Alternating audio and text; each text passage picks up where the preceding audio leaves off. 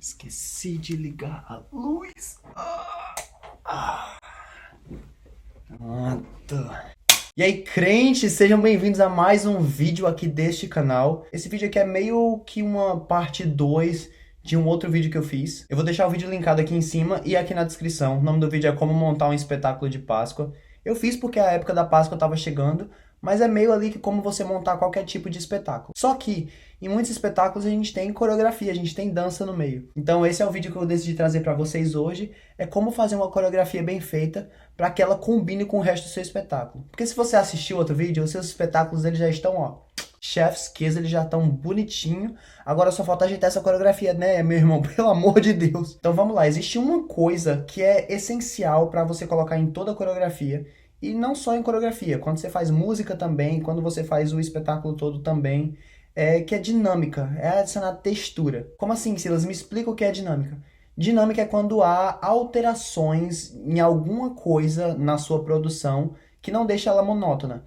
Então, por exemplo, se você está cantando, a intensidade da sua voz, por exemplo, é uma dinâmica. Se é nas coreografias do espetáculo, a quantidade de pessoas em cada coreografia mudando, por exemplo, ou em partes diferentes da música. Por exemplo, começa um grupo grande dançando, depois só tem 2 pessoas, depois tem um solo, depois tem 5 pessoas, e enfim. Então tudo isso é sempre para trazer coisas novas para a produção, a música, a coreografia, enfim. Eu vou falar só coreografia a partir de agora, porque esse é o vídeo mais focado em coreografia, mas isso se aplica também a outras coisas. Eu vou trazer 4 formas aqui para vocês darem mais dinâmica para a coreografia de vocês, e depois eu quero dar uma dica para você seguir na sua vida aí de coreógrafo. Então vamos lá para a primeira dica. Para trazer mais dinâmica, você precisa alterar as formações. Se você não sabe o que é uma formação, é a maneira que as pessoas estão organizadas em um palco. Por exemplo, se elas estão em formato de um V, ou os dançarinos podem estar em um círculo. Isso é uma outra formação. Então você fazer essas formações diferentes ao longo da sua coreografia vai trazer uma dinâmica muito maior do que as pessoas estarem sempre em pé paradas no mesmo lugar. Silas, qual é a quantidade ideal de formações para a gente fazer em uma coreografia? Geralmente as músicas têm 6 partes diferentes, que é o primeiro verso,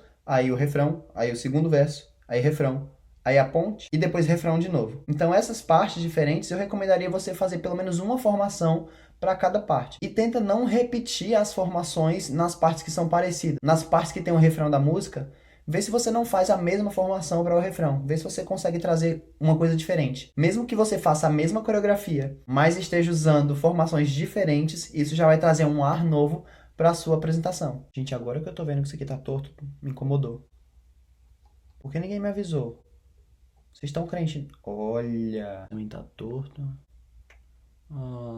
Melhor. Pronto. Gente, eu tenho um toque de leve, me perdoem, tá? Mas pronto, agora a gente pode continuar. Se você quer ter inspirações para coreografias usando formações diferentes, você pode se inspirar em danças coreanas. Você com certeza já deve ter ouvido falar, né, de K-pop e pode até ter um pouco de preconceito com isso, mas eu recomendo como coreógrafo que você consuma pelo menos um pouquinho de danças coreanas, porque os coreógrafos que fazem as danças deles são muito criativos, principalmente com essa questão de formações, porque ele sempre tem aquele número exato de membros num grupo, por exemplo, e sempre ele está em evidência, porque ele geralmente está cantando ali, então eles ficam fazendo essas alterações de formação em todo momento, então dá uma olhadinha, porque você vai se inspirar bastante. Segunda coisa que você pode fazer para melhorar a dinâmica da sua coreografia é a alteração de velocidade. Velocidade barra intensidade.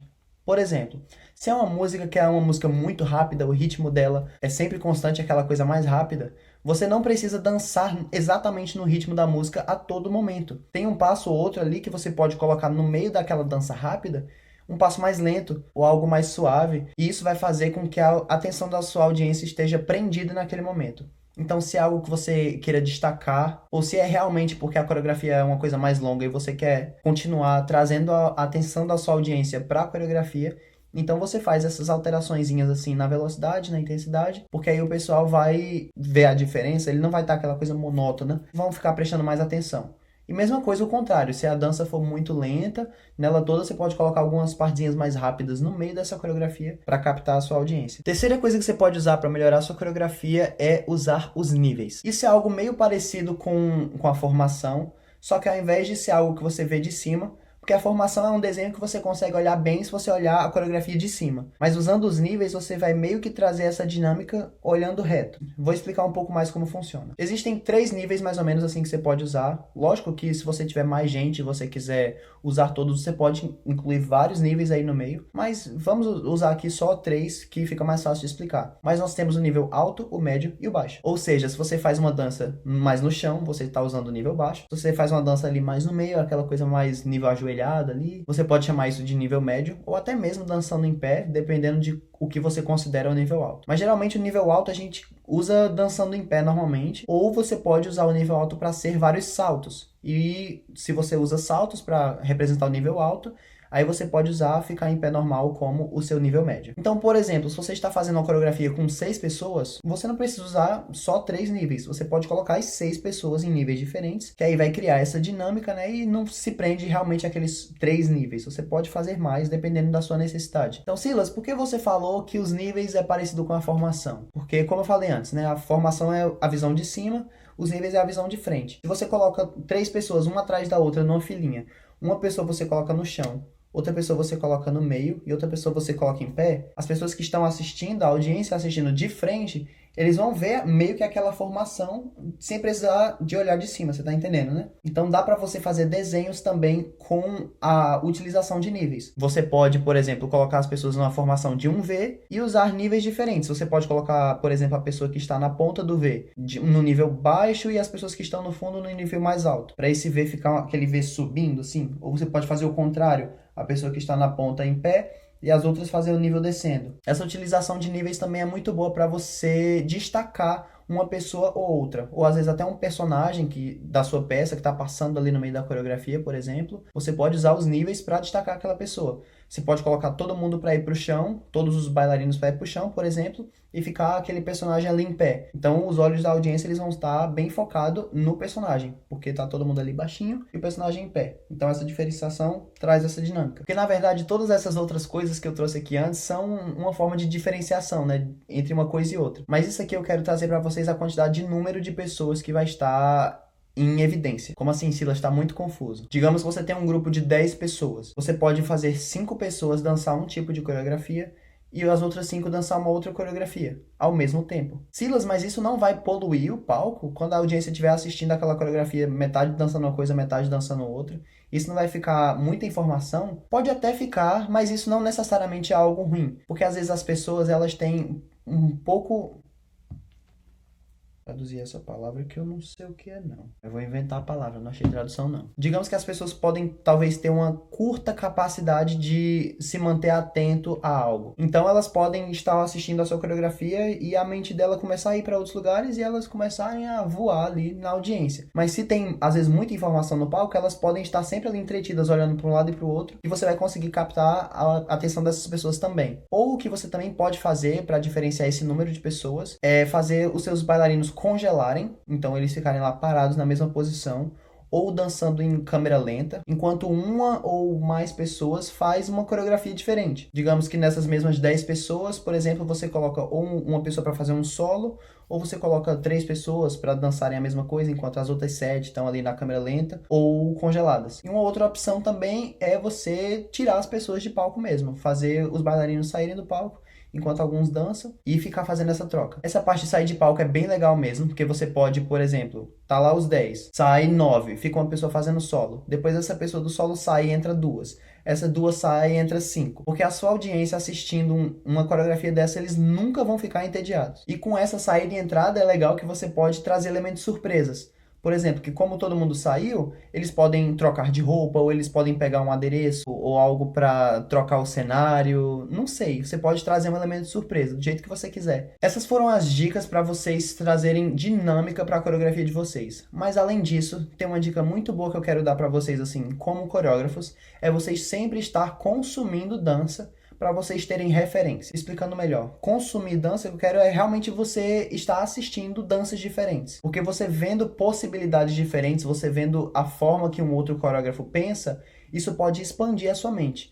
Não necessariamente você vai copiá-lo, mas a sua mente agora está funcionando de uma maneira diferente por algo que você viu. e você pode ter uma ideia, mesmo que seja completamente diferente do que você viu, mas essa ideia chegou justamente porque a sua mente se expandiu depois que você assistiu essa coreografia desse outro coreógrafo. Então, quanto mais danças você assistir por aí, danças boas, realmente que lhe inspirem, realmente lhe desafiem a fazer algo diferente, mais referências você vai ter, mais ideias legais você vai conseguir ter. Então, quero dar aqui para vocês agora algumas dicas de quem vocês podem se basear, porque são as pessoas que eu realmente gosto de assistir. Eu vou passar para vocês 2 coreógrafas e 2 programas de televisão que são relacionados com dança e coreografia, que você pode tirar muita coisa boa de lá. Primeira coreógrafa é a Paris Goebel. Ela é a coreógrafa do grupo de dança Royal Family Dance Crew. Eles são muito bons, eles são absurdos. A Paris, e na minha humilde opinião, a Paris é a melhor coreógrafa que nós temos no mundo